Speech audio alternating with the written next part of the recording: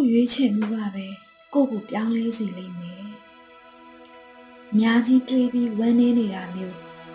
တစိမ့်စိမ့်တွေးရင်နာကျင်နေတာမျိုးလုံးဝမလုပ်ပါနဲ့နော်။ဒီ RS တစ်ခုမှာကိုဘက်ကအတက်နိုင်ဆုံးချစ်ပေးခဲ့တယ်မဟုတ်လား။အကောင်းဆုံးဖြည့်ဆည်းပေးခဲ့တယ်မဟုတ်လား။တောင်းဝင်ကြတာထပ်ပို့ပါတယ်။ဝတ္တရားထပ်ပို့ပါတယ်။စေတနာတွေမြတ်တာတွေလိုအပ်တာထက်ပို့ပေးခဲ့တာပဲလက်ရှိမှာသူကကိုယ့်ကိုမလိုချင်တော့ဘူးလေသူကကိုယ့်ကိုမချစ်ချင်တော့ဘူးကိုကသူမရှိလို့မဖြစ်ပါဘူးလို့ကြောင်းမဲ့နေပါရဲ့နဲ့သူကကိုယ့်ကိုမရှိစေချင်တော့ဘူးဆိုတော့အမတို့လက်လွတ်ကြည့်ကြမယ်ဒီလမ်းကိုသူပြောမယ်ထင်လို့ရွေးသွားတာဖြစ်ပါတယ်ဒီလမ်းကသူ့စိတ်အတိုင်းသူသွားခြင်းလို့ရွေးချယ်လိုက်တဲ့လမ်းဖြစ်တယ်သူကငါအနာမှာမပြောတော့ဘူးငါကသူ့ကိုချစ်တာလား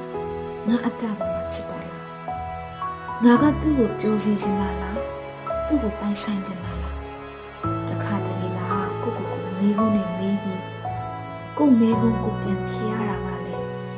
အချိန်ကိုအသုံးချခြင်းတမျိုးပဲအမေတွေအဖြေတွေကြားထဲမှာအချိန်ကကုန်လို့ကုန်မှမသိတော့ဘူးလေပြီးတော့မိဘတွေကနေကိုဘယ်လိုရှေ့ဆက်ရမယ်ဆိုတဲ့အဖြေကိုရှာတွေ့နိုင်တယ်နောက်ဆုံးကသူ့ကိုစိတ်မနာနိုင်ရင်တော့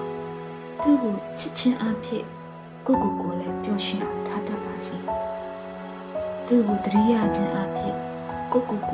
ရုစိုက်တတ်ပါစေသူ့ကိုမင်းမရတဲ့အခါကိုအတွက်ပို့ပြီးအလုံးလုံးဖြစ်ပါစေသူကြောင့်အနေငယ်ရိုင်သွားတဲ့ဘဝကိုသူနဲ့ပြန်ပြီးတိဆောက်တတ်ရမယ်အရှုံးလို့လက်ခံမှပဲအရှုံးဖြစ်တာပါလူတစ်ယောက်ကဘဝတွေဝင်လာတယ်ပြန်ထွက်သွားတယ်ဒါဟာကိုယ့်အတွက်ဆုံးရှုံးမှုမဟုတ်ဘူးအဲ့ဒီနာကျင်မှုတွေကနေအများကြီးပိုကောင်းတဲ့ဘဝတစ်ခုကိုဟန်တီးယူနိုင်ရမယ်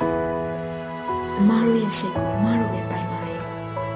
ဘယ်သူကမှထိန်းချုပ်လို့မရဘူးသူကမှအမိပေးလို့လည်းမရဘူးဝမ်းနေပြီးကိုကြောင်မှထိုးပြစ်မလားဝမ်းနေတဲ့စိတ်ကနေတန်မအောင်နေမလားအမားတို့ရွေးချယ်မှုကအမားတို့ရဲ့ဘဝအမားတို့ဘဝရဲ့လက်ပါခြင်းပဲဖြစ်ပါတယ်